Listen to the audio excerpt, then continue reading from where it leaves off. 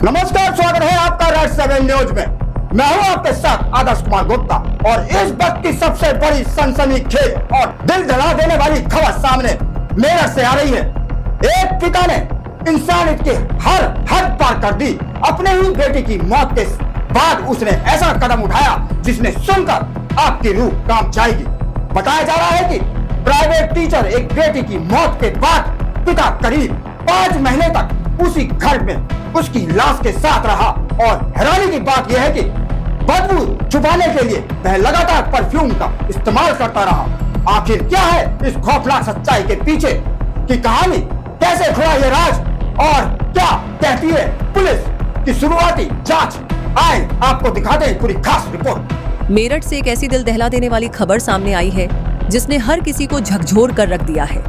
यहाँ एक पिता अपनी ही बेटी की लाश के साथ करीब 5 महीने तक उसी घर में रहता रहा और इस पूरे मामले में जो सच्चाई सामने आई है वो किसी खौफनाक फिल्म की कहानी से कम नहीं लगती। जानकारी के मुताबिक मृतका की पहचान प्रियंका बिस्वास के रूप में हुई है, जो पेशे से एक प्राइवेट टीचर थी और बताया जा रहा है कि उसकी मौत पिछले साल दिसंबर के आसपास हो गई थी। लेकिन हैरानी की बात यह है कि पिता ने ना तो किसी को इसकी जानकारी दी और ना ही अंतिम संस्कार किया, बल्कि उसने बेटी के शव को घर के अंदर ही छुपा कर रखा।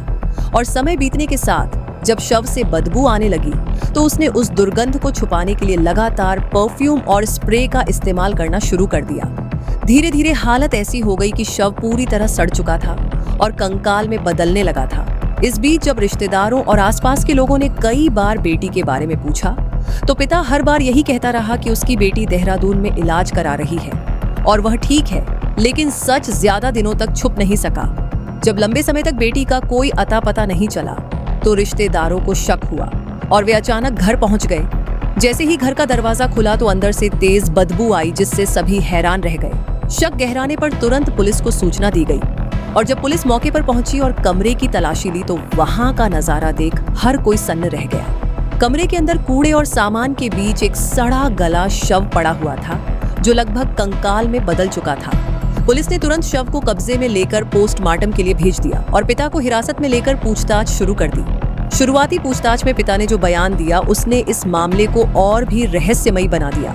उसने कहा कि उसकी बेटी की मौत बीमारी की वजह से हुई थी और वह उससे इतना जुड़ा हुआ था कि उसे खुद से अलग नहीं कर पाया, इसलिए उसने अंतिम संस्कार नहीं किया और शव को अपने पास ही रखा। फिलहाल पुलिस इस पूरे मामले की हर एंगल से जांच कर रही है। पोस्टमार्टम रिपोर्ट का इंतजार किया जा रहा है ताकि मौत की असली वजह सामने आ सके और यह भी पता लगाया जा सके कि कहीं इस मामले में कोई अपराध तो नहीं हुआ। लेकिन इस घटना ने एक बार फिर समाज के सामने कई बड़े सवाल खड़े कर दिए हैं। क्या ये सिर्फ एक पिता का अपनी बेटी के प्रति लगाव था या फिर इसके पीछे कोई गहरी मानसिक स्थिति और अकेलापन छिपा हुआ है? मेरठ की ये घटना आज हर किसी को सोचने पर मजबूर कर रही है कि आखिर एक इंसान किस हद तक जा सकता है जब वो अकेलेपन और मानसिक दबाव से जूझ रहा हो। कि वो घर में ही उसकी डेथ हो गई थी दशहरे के टाइम पे और वो उसके साथ 2 महीने से रह रहा था। फिर 5 दिसंबर को वो चला गया यहाँ से बंद करके और आज हमें मिला है। आज हमने इसी चक्कर में पुलिस को सूचना दी। हमने कहा भाई ये ऐसी बात बहुत। बॉडी क्या घर के अंदर ही मिली हुई है? हाँ, घर के अंदर ही बॉडी मिली हुई है अभी तो। कितनी पुरानी, नाम क्या था बच्ची का? बच्ची का नाम प्रियंका बिस्वास।